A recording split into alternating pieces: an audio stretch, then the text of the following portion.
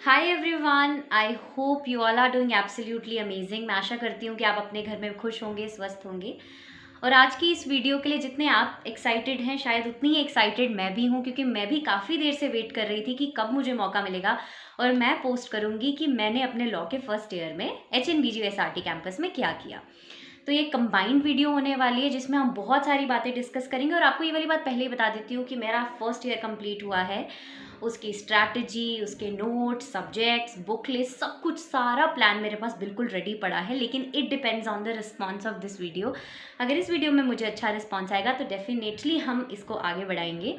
और मैं ये भी कहना चाहती हूँ कि ये वीडियो देखने वाले आप मुझसे बड़े भी हो सकते हैं, मुझसे छोटे भी हो सकते हैं, क्योंकि लॉ जो डिपार्टमेंट है या जो लॉ की डिग्री है उसकी खूबसूरती यही है कि ये हमें किसी भी एज में अप टू 60 ईयर्स हमें अलाउ करता है कि हम इस पढ़ाई को पूरा करें और अपनी डिग्री लें। तो I am always open for feedbacks. अगर आपको मेरे में कोई भी लगता है कि मुझे इस चीज़ में इम्प्रूव करना चाहिए या फिर मैं इस तरीके से थोड़ा बेटर कर सकती हूँ, तो definitely I will work upon that. So now I will be sharing that what I have done in HNBGU SRT campus. See, Hemvati Nandan Bahuguna Garhwal central university, जो मेन 3 कैंपस जिनके बारे में आप लोगों ने हमेशा सुना होगा, that is Srinagar campus, SRT campus and Pauri campus. अगर आप इन कैंपस के बच्चों से बात करेंगे तो सब यही कहेंगे हमारा कैंपस बेटर है, दूसरा कहेगा हमारा कैंपस बेटर है। लेकिन मैं इस तरह से कोई कंपैरिजन करने नहीं आई हूँ कि कौन सा कैंपस बेटर है। मैं बस ये बताऊँगी कि how is my experience, how was my experience in SRT campus. तो सबसे पहले जो श्रीनगर कैंपस है उसमें जो लॉ का कोर्स है वो नहीं आपको ऑफर किया जाता है। सिर्फ लॉ का जो कोर्स है that is in SRT campus and that is in Pauri campus. तो दोनों ही जगहों में ऑफ कोर्स बहुत अच्छा चल रहा होगा, लेकिन today will be talking about SRT campus. अभी आप लोगों को पता है कि एडमिशन प्रोसेस स्टार्ट हो चुका होगा, आप लोगों ने अपना एंट्रेंस दे दिया होगा। एंट्रेंस के बाद लिस्ट्स लगेंगी, जो स्टूडेंट्स काफ़ी अच्छा स्कोर करेंगे उन्हें ये वाले कैंपसेस मिलेंगे, और जो शायद थोड़ा कम स्कोर कर पाएंगे उन्हें थोड़े एफिलिएटेड कॉलेजेस मिल पाएंगे। लेकिन लॉ की जो डिग्री है दैट रिमेन सेम और उसकी इक्वल वैलिडिटी होगी and that doesn't makes any difference. अब आप लोगों को पता है कि फर्स्ट ईयर जैसे आपके UG कोर्सेज में रहा होगा, आपके 2 सेमेस्टर्स में बटा है। और आप लोगों को पता है कि अब किसी भी जगह पर पूरा 6-6 महीने का सेमेस्टर तो नहीं हो पाता है। तो रफली आपका एक सेमेस्टर 3 से 4 महीने का होता है, जिसमें कि आपकी प्रॉपर क्लासेस SRT कैंपस में चलाई जाती हैं और प्रॉपर फैकल्टी जाके आपकी प्रॉपर क्लासेस होती हैं, पूरा पढ़ाया जाता है। इनफैक्ट पूरे 1 साल में एक बार मोट कोर्ट हुआ है जिसका कि एक्सपीरियंस बहुत अच्छा था। उसके अलावा ह्यूमन राइट्स के डे पे जो डिस्ट्रिक्ट कोर्ट के जज हैं वो उन्होंने कैंपस को विजिट किया और उनका एक बहुत ही इंसाइटफुल स्पीच वहाँ पर हुई। तो उस चीज़ ने भी बच्चों को बहुत ज़्यादा इनकरेज किया ताकि वो और चीज़ों के बारे में जाए। इनफैक्ट मुझे भी DLSA के बारे में उस मीटिंग के द्वारा पता चला।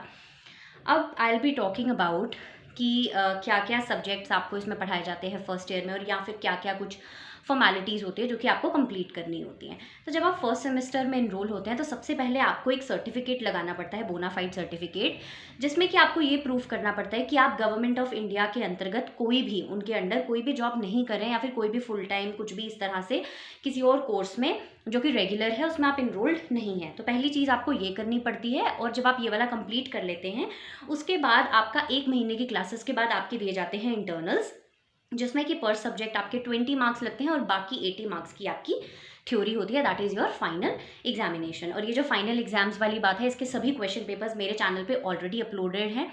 अगर आपको उससे रिलेटेड कोई हेल्प चाहिए या फिर आपको कंटेंट से रिलेटेड कोई हेल्प चाहिए तो मैं अपनी इंस्टाग्राम ID या फिर कुछ भी ईमेल IDs पे मेंशन कर दूँगी, आप मुझे उसमें टेक्स्ट कर सकते हैं या फिर जनरली आप कमेंट सेक्शन में मुझे बता सकते हैं। मैं कोशिश करूँगी कि आपके सभी डाउट्स को एड्रेस करूँ। मैं आपसे बात कर रही थी फर्स्ट सेमेस्टर की। तो फर्स्ट सेमेस्टर में आपको 4 सब्जेक्ट्स लगाए जाते हैं, दैट इज़ कॉन्स्टिट्यूशनल लॉ 1। इसमें आपको पता है कि कॉन्स्टिट्यूशनल प्रोविजंस ये सब चीज़ें पढ़ाई जाती हैं। ये मैं आपके साथ इसलिए डिस्कस कर रही हूँ क्योंकि when you are enrolling yourself into a course, so it is very important for you to understand these things earlier, क्योंकि once you get enrolled, once you paid the fees, so there is no point after realizing that after paying fees you realize कि नहीं मैं ये course तो नहीं कर पाऊंगा। So there is no point of the wastage of the money. तो ये कंबाइंड वीडियो है जिसमें कि मैं ये सभी बातें आपके साथ डिस्कस करने वाली हूँ कि if you are going to enrol for that, so these are the things that you need to focus upon. तो सबसे पहले कॉन्स्टिट्यूशनल लॉ तो हमें पढ़ना ही पढ़ना है। लॉ 1 जो है वो आपको सेमेस्टर 1 में है, लॉ 2 जो है वो आपको सेमेस्टर 2 में, सेमेस्टर 1 में आपको लॉ 1 है, ठीक है, जिसमें आप बेसिक प्रोविजन स्टेट के बारे में समझते हैं और उसके बाद फंडामेंटल राइट्स और इन सब पे डिटेल्ड केस लॉ सब कुछ। फिर आप जब अपने सेमेस्टर 2 में जाएंगे तो आप DPSPs और इसको further emergency provisions, amendment, president, financial powers, legislative powers, ये सारे टॉपिक्स आप लोग पढ़ते हैं। दूसरी चीज़ जो फर्स्ट सेमेस्टर में पढ़ना है दैट इज़ भारतीय न्याय संहिता, आप लोगों को पता ही है, ठीक है। और भारतीय, अगर आप प्राइवेट लिटिगेशन में जाते हैं या फिर आप जुडिशरी का एग्जाम देते हो तो उसमें भी BNS इज़ वेरी इंपॉर्टेंट। तो ये चीज़ें पढ़ाई जाती हैं। लॉ ऑफ टॉर्ट्स पढ़ाया जाता है। टॉर्ट होता है सिविल रॉन्ग, है ना, कि कोई सिविल रॉन्ग हो गया तो कोर्ट उसको कैसे एडजुडिकेट करेगा। उसके अलावा कॉन्ट्रैक्ट, यही चीज़ आगे बढ़ती है। फिर फैमिली लॉ, कंपनी लॉ और पब्लिक इंटरनेशनल लॉ, ये सब कुछ टॉपिक्स जो हैं ये हमने पूरे फर्स्ट ईयर में पढ़े हैं, that is in the first semester and in the second semester.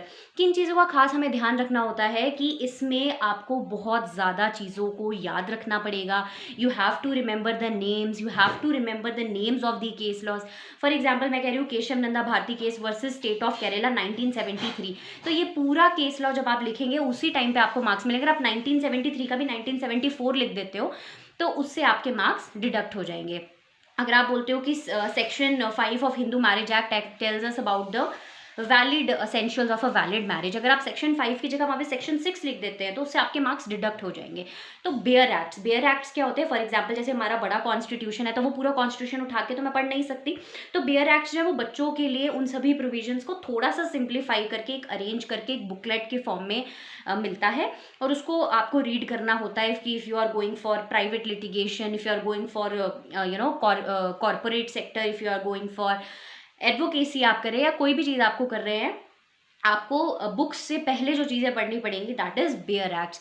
तो if you are thinking to enrol yourself in a law course then it is very important for you कि आप bare acts पढ़ने की every provision, every section, every sub clause, आपको हर चीज़ पढ़नी पड़ेगी। तो you should be ready with this mindset कि आप पेपर के पिछले दिन बैठ के यूट्यूब देखकर सीधा पेपर नहीं निकाल सकते। YouTube can be use to clarify your doubts, ChatGPT can be use to simplify your content, but if you are thinking कि पूरा लॉ जो है वो इसी से हो जाएगा, that will not going to work for you.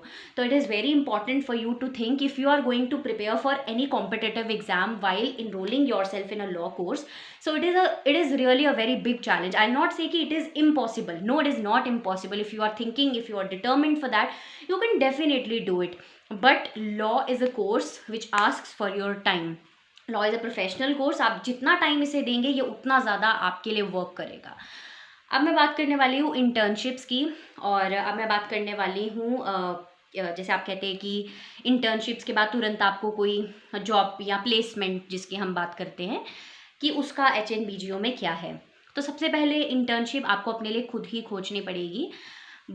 Very less, I will be very clear to all of you, I not say कि बहुत सारी अपॉर्चुनिटीज़ आपके लिए डिपार्टमेंट लेकर आएगा, ऐसा कुछ नहीं है।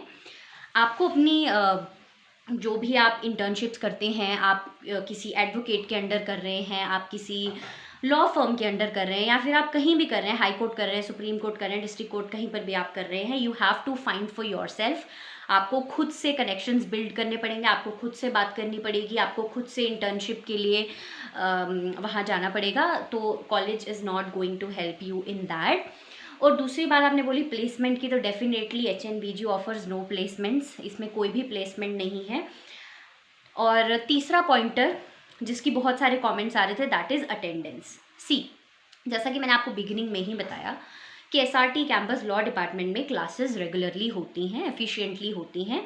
तो it is always advisable for all the students to come for classes every day, है ना, to follow the teachers, to look up the lectures, to make the notes, everything. It is expected from you, but still there are lots of students who stays outside Uttarakhand for whole semester and they comes up for internals only and they come for the final examination. So I really don't think कि attendance कोई एक बहुत बड़ा challenge यहाँ पे university में है। और जैसे DU में आपको पता है कि अटेंडेंस के मार्क्स रहते हैं, तो ऐसा कुछ भी आपका SRT कैंपस में नहीं है। अगर आप बहुत ज़्यादा कॉलेज नहीं भी रुक सकते तो that is not going to bother your final sessional exams. But कुछ कंडीशंस होती हैं जो कि हमारे डिपार्टमेंट वाले पहले से ही चूज़ कर लेते हैं कि आपको अपने इंटरनल्स देने से पहले ये वाला फॉर्म जो है वो ऑफिस में जमा कराना है। अगर आप वो चीज़ नहीं कर पा रहे हो तो आपके एग्जामिनेशन डेफिनेटली डिपार्टमेंट नहीं करवाएगा। लेकिन अगर आप डिपार्टमेंट के कंसिडरेशन के अकॉर्डिंग आगे बढ़ते हैं, अगर आपको पता है कि ये चीज़ मुझे यहाँ सबमिट करानी है और आप एब्सोल्युटली पूरी गाइडलाइंस और टाइमलाइंस को फॉलो करते हो, तो आई रियली डोंट थिंक कि वो आपको बहुत ज़्यादा बॉदर करेगा। एंड बाकी बहुत सारी वीडियोस मैं आप लोगों के लिए लेकर आने वाली हूँ, but it depends upon your response. और अगर आपको ये वीडियो थोड़ी सी भी यूज़फुल लगी हो तो don't forget to like, share and subscribe to my channel. Thank you so much.